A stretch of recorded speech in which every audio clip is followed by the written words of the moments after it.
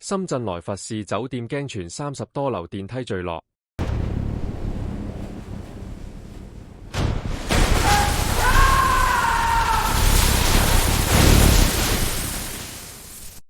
5月30號事發後，現場南部圍封，官方封鎖消息2個星期，先至低調公佈。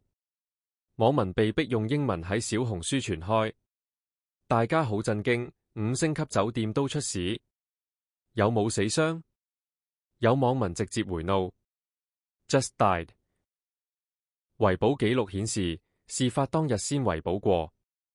有從業員爆料，2005至2015年裝咗好多電梯，而家已經進入高危期，但物業慳錢，維保形同虛設。東大處理事件嘅方法，從來唔係解決問題，而係解決提出問題嘅人。今次事件再次暴露咗電梯安全同資訊不透明嘅大問題。